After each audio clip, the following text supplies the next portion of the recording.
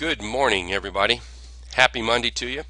I hope everyone had a great weekend. Apologize for being late. Hey, let's jump right into the stock picks here real quick. Friday, FST was one of our was our not one of was our featured stock pick, and it's still on the stock pick list. I think it looks very good. I still think it looks like it's going to move a little higher. Keep in mind that any stock is going to move up and down, up and down, up and down. What we're looking at is the full directional movement. The directional movement I still feel is up toward the 200-day simple moving average. It's still holding the T line, so we're creating a T line run here. Had a nice close Friday, and when it moves up, it's going to find targets that it wants to consolidate or maybe even pull back. And what we're looking for is, like I say, for the directional target is still the 200-day moving average, but we may see little pullbacks just like it did 3 or 4 days ago. A little pullback and then resume its trend. I'm 100% confident that we're going to see even another pullback. It doesn't make the chart bad at that point. It just means it's pulling back within a trend. A lot of traders will take advantage of that. So this FST is still on the stock pick list. That's not it. LSCC was another one that's was on the stock pick list, I believe Friday. Is this one right here, and it's also coming out of this rounded bottom breakout. We're coming from this bullish Hiromi for the last 3 days. We had some positive trading. What would it be, Thursday, and then positive trading Friday that took out these highs and then closed above this level. So I'm still looking at this one to move a little higher. I would suspect something in this congestion area around 460. Probably a little bit of consolidation, maybe a pullback, and then I still think it's moving up based on what I see in the chart right here. Still headed for that 200-day moving average. TTWO looking good here. We had a nice move out of a little flag formation up over the 50-day moving average, showed some strength. This rounded bottom breakout, I'm telling you, I truly believe that this is a great money-making chart strategy, and it's really, really easy to follow. Showed some strength Friday. We're still looking for continued strength to the upside. Keep in mind there might be some consolidation.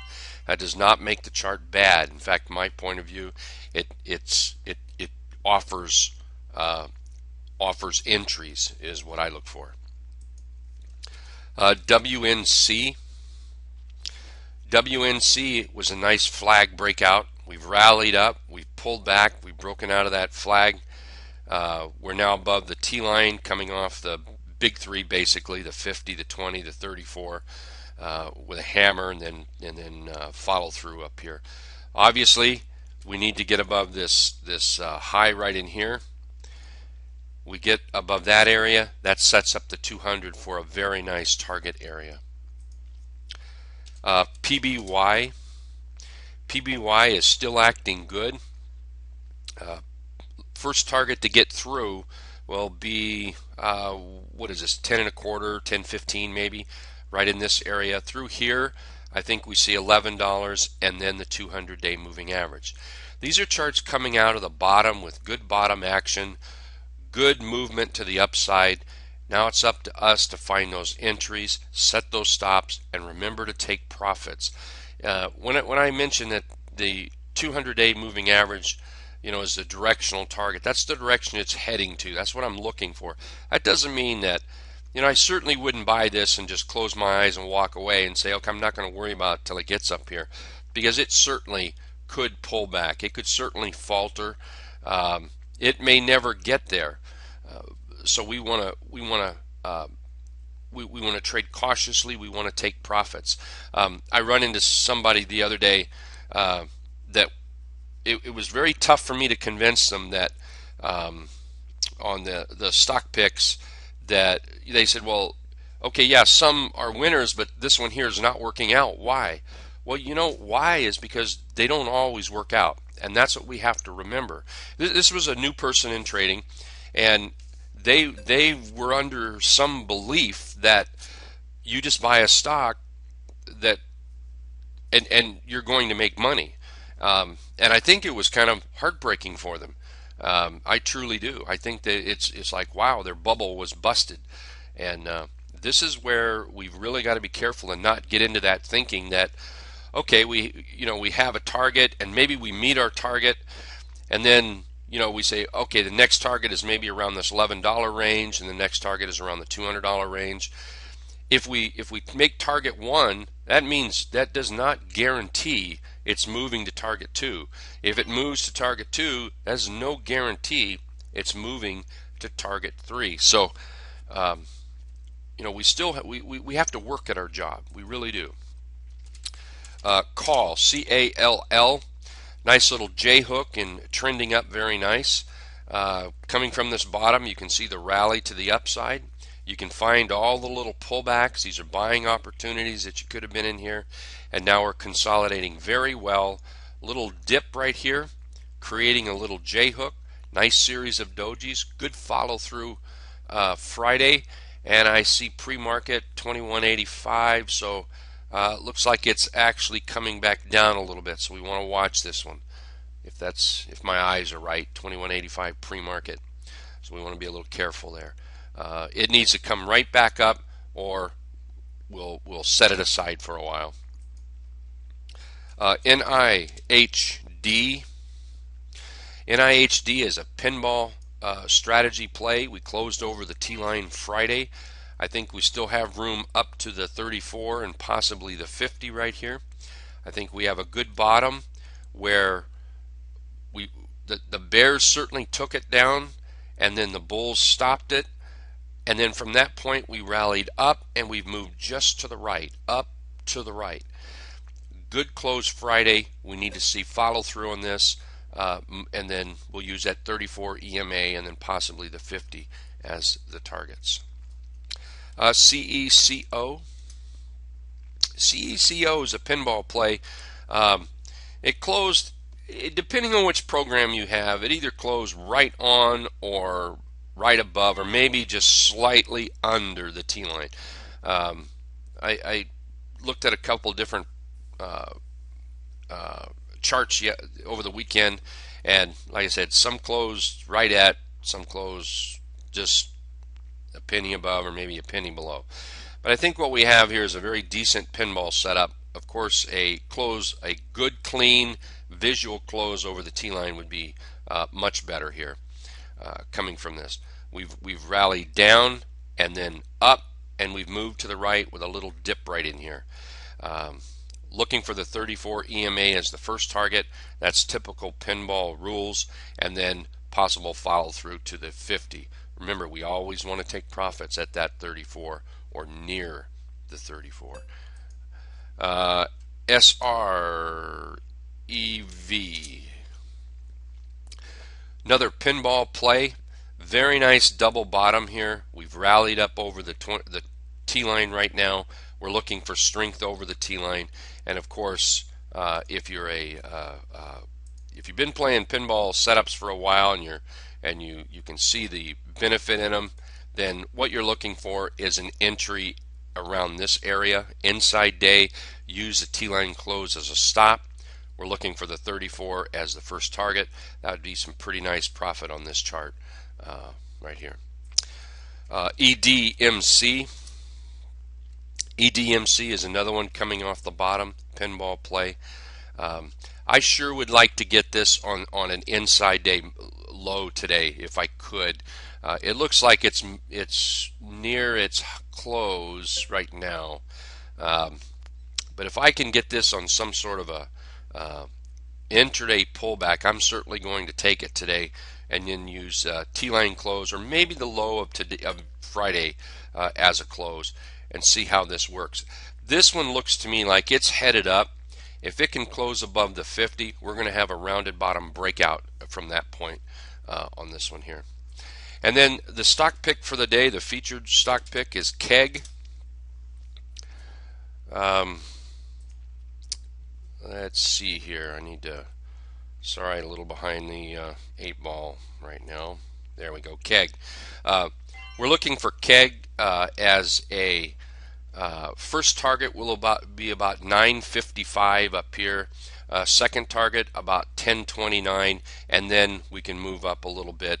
The 200-day moving average is pretty far away, so we're not expecting a straight move up. We're looking for something to move up at an angle, and then we want to trade it up and down, up and down, up and down, looking for those entries right there. Breakout buyers, you want to buy it above this $8.68 on a breakout. PBO buyers, we want to buy it anywhere from here down to about $8.17. That's about the 34 EMA. Yes, that is below the T line. I'm very aware of that. And then we'll use a stop just slightly under that area. About 812 is a stop. Some may want to pull their stop even down to the 20 or the 50-day simple moving average, something a little closer, maybe down in here, depending on your style of trading. Okay, let's see the market. It looks like, let's see, it looks like we're going to have a little lower open today. The bulls are certainly in control. And remember, any time the bulls are control or the bears are control, you're still going to have those pullbacks, or those in bear condition. You're going to have those little rallies that are just little short-term moves. And right now, we're sitting at the top here. We're pressing against the April highs. The likelihood of some consolidation, I think, is pretty good. Like I say, it looks like we're going to see a lower open, but that doesn't mean that I'm going to get bearish here. Not unless we see that sell signal and a close below the T line. We're in the middle of a T line run right now, and when we're in that T line run, we want to really watch that T line area. We want to stay with that run, take advantage of any dips we have, and then certainly be on board with any rallies. Of course, if we do see a close below the T line, then we kind of change our attitude a little bit. And if we see a close below the T line, I suspect we see something back, down the 140 area at least. But we're not going to worry about that until you actually see that sell signal. On Twitter and in the room yesterday, I posted a chart and a little comment about COPX. Haven't talked about it in a long time. Doesn't mean I haven't looked at it. Doesn't mean I haven't been watching it. I have been. COPX is what I use for a little bit of an indicator for kind of the market attitude, where the market is heading. And COPX is definitely in a downtrend. I mean, you can see it's in a downtrend, the big picture. But all of a sudden, we've got a bottom right here, and now we're starting to move up. Well, what we have is a rounded bottom breakout in the midst of a J-hook right now. This J-hook could fail, and we could pull back. But if we hold the big three here and hold in this area right here, this to me looks like we're headed up.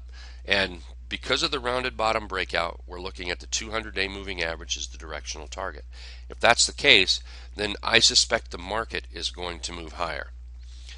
And